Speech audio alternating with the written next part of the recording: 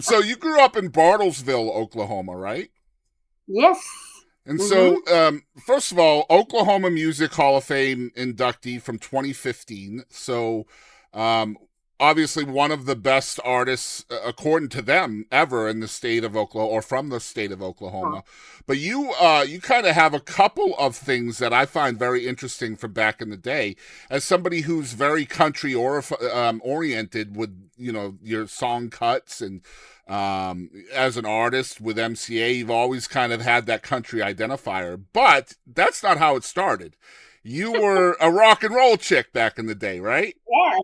Oh, yes. So first Very ever, cool. you've been credited with forming the first ever all female rock and roll band from the state of Oklahoma, which was called the Four Faces of Eve. Take us back to those Yes. days. Oh, yeah. Well, growing up, my dad was a music lover.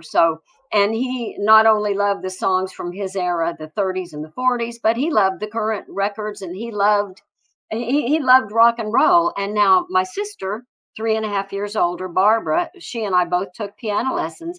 So when I was just like not 8, 9 years old, she was like 12 and 13, and she started buying Elvis Presley, Buddy Holly, Ricky Nelson, Jerry Lee Lewis, which is when I first heard The Killer.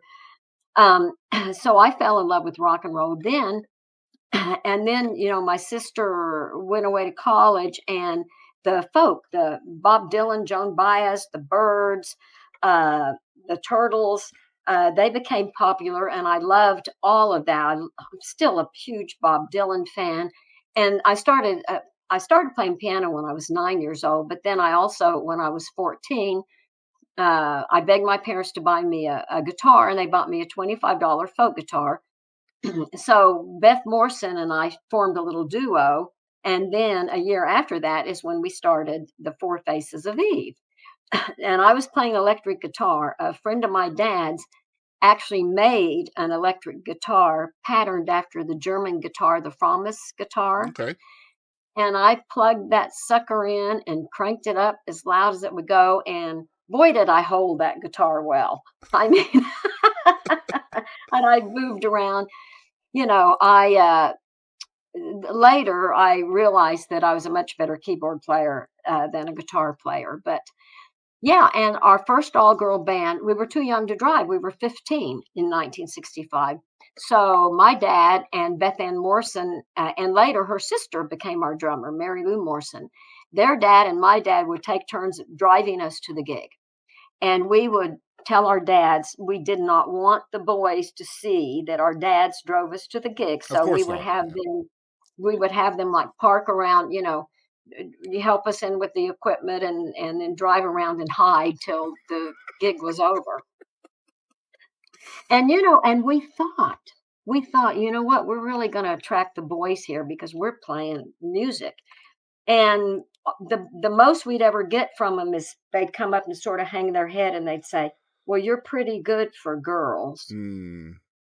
And we go, "We'll show them." Yeah. Yeah. I hate that, man. Yeah, you're either good or you're not. There's that, like, for a blank, for a girl, for a lady, whatever. That's dumb. I've always felt that way. So what are some lessons that you learned from your folks, your mom and dad, that you still kind of hold on to today? Oh my God. My mom, who's how I get my Cherokee blood through my mom. I'm descended through Nancy Ward, beloved Hmm. one of the Cherokee, through all females except for my great grandfather. But my mom always said, "Take the high road, Becca. If somebody screwed me or did something, and I'd be upset about it, and I'd want to really get back at somebody," she said, "Becca, take the high road." Now, my dad never knew a stranger. And my dad would always say, "I'm just like Will Rogers. I never met a man I didn't like." Hmm. And my dad would drive through Bartlesville, the little town of Bartlesville. We had a '56 Chevy that my parents bought when it was new. And then as they would get a newer car, but we kept the Chevy. My dad would drive across Bartlesville and honking and waving at everybody. He'd have one hand out the window, one hand on the horn, beep beep, just honking and waving. And here comes Mr. Hobbs. And he'd go to the grocery store to like pick up, you know, a pint of milk or something, and he'd be gone for like an hour, and my mom would say, "Well, what happened?" He said, "Oh, I got to talking to so and so." That was my dad. Yep. Really? Oh my Oh, gosh, we called him a gabaholic. He just never ever, and like he was always on his own time, right? Like just if he had to be somewhere, or if somebody else was counting on him for a 6 o'clock appointment or something, he wasn't going to show up till 6:20. So like we always had to add in extra time for his gabbing. So yeah, we have that in common. So you mentioned that you started writing and playing piano at an early age, 9 years old. So obviously yes, you're a seasoned songwriter now, still trying to make it. That's what you said. You're still trying to make it, but you are a that's seasoned right. songwriter. So looking back, what advice would you give 9-year-old Becky Hobbs on her songwriting? Woo! On her songwriting, I think I would give her the advice that I took from her before I knew her. Mm-hmm. Um, just keep on write, because the more you write, the better you're going to get. And I just knew, I just knew it in my heart and soul that I'm a songwriter first. Mm-hmm. The performing part, it's fun when you're out there and you got your band. Or I enjoy, I still play songwriter shows, and I enjoy playing by myself at that point, because I'm not, I'm not accustomed to loud monitors in my ears and Mm-hmm. loud drummers and all of this. And when I was out there touring, it was before, we had the ears. and Mm-hmm. and I've lost a lot of hearing in this ear from a monitor just blasting, in my ear, because my keyboard was always sort of at an angle on stage, and I was looking out over my right to the audience.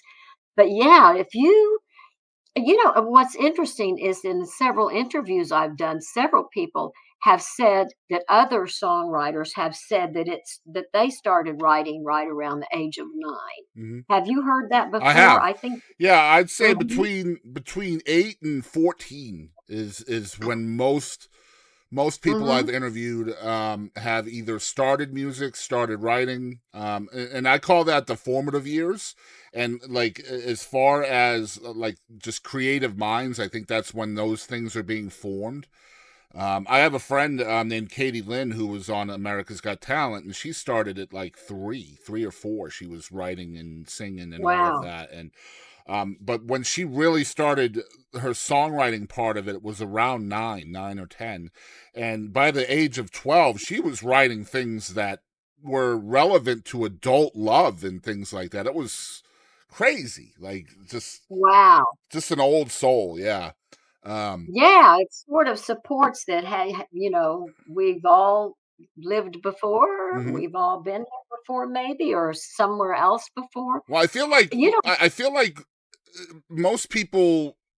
I mean, we're all creative beings, right? But like, I feel like the way it happens organically for people is different, right? Like, I feel like I'm more creative in a fashion of like writing questions out, being curious, inquisitive, things like that. Whereas someone like you're getting these melodies in your head and these mm, lyrics and things that are happening just as part of your life.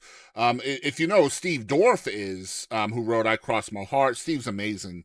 But he's literally writing a soundtrack for everything he sees and hears as he goes through life, and he can't stop it. That just happens for him. yeah. Um, I'll tell you something interesting about Steve Dorff. He produced my third album every day on okay, Tattoo Records when I lived in LA. And I saw part of your interview with him. And yeah, and I knew him. I knew him when he was sort of a little bit of an ornery guy, and he's a lot nicer now. okay. Yeah, yeah, and he would laugh and agree with that.